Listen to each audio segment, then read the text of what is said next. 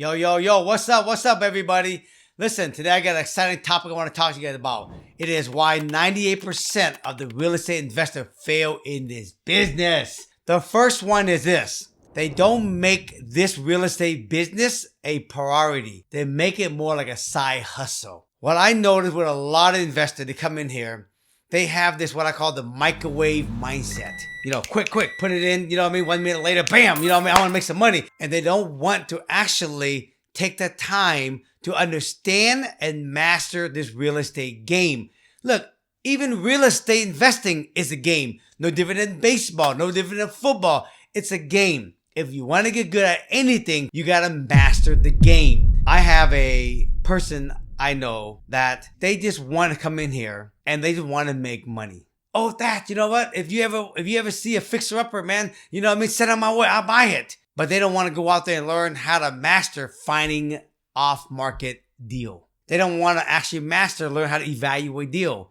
They don't want to master learning how to understand, is this a flip or should this be actually a bird deal I can keep as rental? They don't want to even master, what's the market like for rental? They don't want to master any of this. They think they can just go in, buy a fixer-upper, and then fix it and make money. But if you don't understand the game, how would you know what to do with the property? Somebody gave you the property even for free. That's the thing I noticed with a lot of people in this business. When they get in here, they don't make this a priority. They make this a side hustle game. The second reason why people fail is because they don't take the time to actually understand and do the research on their market well. This is where I see a lot of people get hurt. Number one, they don't even actually take the time to understand their own market, let alone they try to work all 50 states across the United States, wholesaling and flipping. At least master your own backyard first. In my area in Seattle, I know there's certain area that these property are really good to buy and fix and hold. And in those areas, I know what type of style homes are good to buy for rental property. And then I know certain area that are good to do fix and flip, but they're not good to buy for fix and hold with the BRRRR model. I know certain area that's actually good to buy to actually build new construction. I know area that should only be just focused on wholesaling. I know the rent for all these area. I know how long it take for a home to turn in this area. I know what it costs to rehab a house in this area and it costs to rehab a house in this area. I know what it costs, folks, on what it costs to do like new construction in the wrong area because you won't get the highest value out of it and then you're going to lose your ass off because you can't build new construction in the area the price point is low.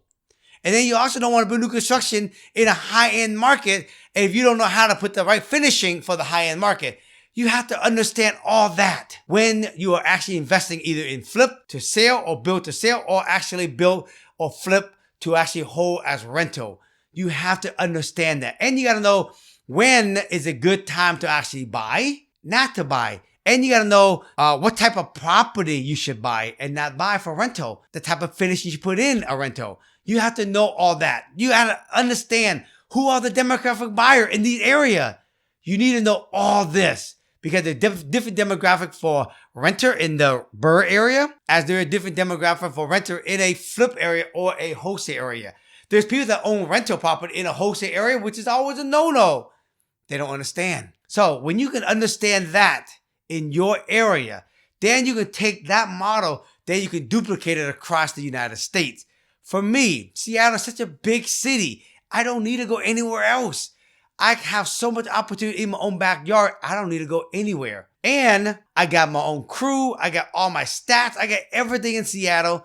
So why not make it easier? If you're going to invest, stay local. And that's my opinion. Most people disagree with that.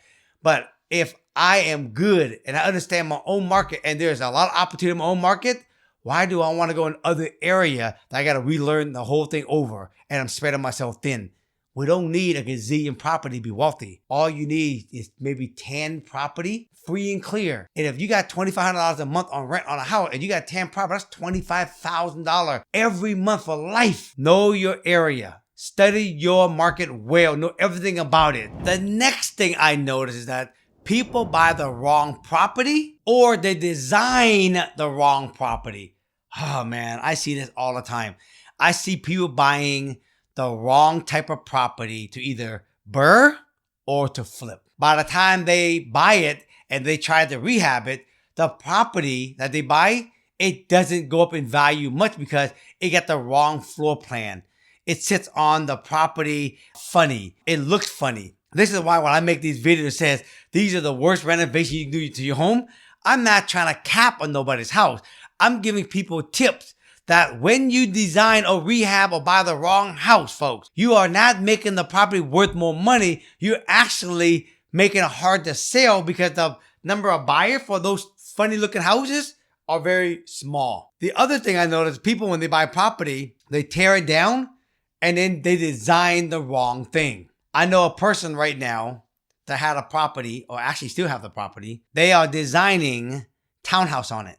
And in my opinion, this site honestly should have been more like a 3-unit townhouse site. Someone they talked to ended up designing a very tight 6-unit almost apartment style on this. It doesn't flow. It's jammed into this small lot. There's no place to park. And the cost of construction to build this is going to be expensive. I don't even know if it's even going to actually pencil out cash flow. And so this is why when you make this job a side hustle, you don't really know the type of property to buy. You buy the wrong property, or you start to design the wrong property or do addition that's wrong. And by doing that, you make it so that it's harder for you to sell. It shrinks the buyer pool down smaller. And it costs more to build certain things. And you end up at the end of the day, you got to drop the price massively to sell it. You end up losing a lot of money, time, and headache. And this is what happens when people don't know what the type of property to buy and they design the wrong property for that site. The next thing I noticed, they don't have the A team. This is so important, people. When you're in this business, if this is a side hustle, you will always have side hustle subcontractor. When this is a priority, you have professional subs and A team. I know a friend that gone through this. They end out having a property and then they end out using, usually when you are buying a property that needs rehab, the first person normally people go see is the architect. If you get the wrong architect, folks, when the architect draw the wrong thing, like the property I just mentioned that someone put 6 unit, if the architect draw the wrong thing, now you're going to have the wrong general contractor that's going to build this. And then you're going to get the wrong loan. You're going to get the wrong finishing. I mean, it just go on and on and on. This person had a wrong architect and then they actually drew the wrong thing. The architect referred this person, their general contractor, and their general contractor doesn't even specialize doing this. But of course, all the contractors say, yeah, I can do it. Of course you can do it. This project ended up taking 6-7 months versus maybe 3 months. The drama that came along with this whole thing has just been painful, okay, for the person I'm talking about. And so I got so many friends, so many students that go through this because they don't have the team player. How do you find the team players? You gotta make sure you talk to a lot of people. Make sure you talk to people who are doing well in this business. Ask them who they use for architect, who do you use for general contract, who they use for banker, who they use a survey, who they use for electrical, who they use for plumbing. Ask them and then go interview multiple people. But if you can get referral from people that are already doing it, but are highly respectable and people that are doing well, their business is a priority business, not a side hustle business, you probably got to get a good referral. So the key is you got to get the right team.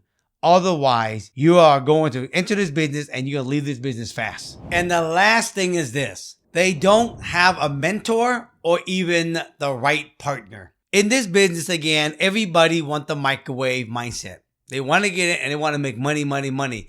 They don't only want to invest in themselves to actually get educated and learn about this whole game. They want to skip the whole thing. They want to skip the learning. They want to skip the understand the market. They want to skip the teacher. They want to skip everything. And this is where they all fail. For me, I was very blessed. When I started this business, I was a realtor. I was out there finding deal and I met a bunch of investor and builder. And we had good relationship. And these builders and investors tell me, hey, I'm looking for these type of property. If you find them, bring it to me. You can sell it to me. And then also as an agent, I can actually have the listing when they get done. So what happened, I used to send a lot of land and tear down property to a friend of mine who is my partner today, Paul Laballardi, right? And we were doing business for like 5+ years, and we built a good relationship. I like how he worked. He like how I work. And I always wanted to get into the new construction business, but I never went to school for it. But I knew by just working with Paul, I learned a lot of stuff just because I was looking in, seeing what he did with these property.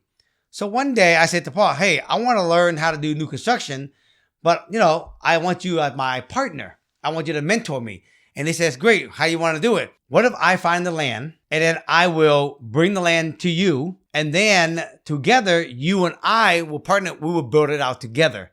You put up half of the down payment, I'll put half the down payment. When we go get a construction loan, we will both sign the loan guarantee. You just do your thing, Paul, and then just teach me in the process what it takes from A to Z on building new construction. If you do that, man, I'd be grateful. And so today, you guys, it's been over 20 years since Paul and I still work with each other. We have built many new construction. We built an apartment building together, and I've learned a lot of new construction from that. If you don't have a mentor or a partner, you can go and learn it on YouTube, podcast, read books. But that's just what I call the surface level. The next level is go pay for a mentorship. I'm not trying to plug my own company, but I teach a lot of students how to do that in my Springboard mentorship program. If you guys want to learn, come join me. I'm happy to help. This is what I do to give back to other people help me. And if you don't have the access to that, then hopefully, you find a good partner like what I did with Paul, but you got to bring something to value. I brought value to Paul. I know how to find good deals. And when I find good deal, my partner want to work with me because they go, damn, these are good deals. These are going to be good margin.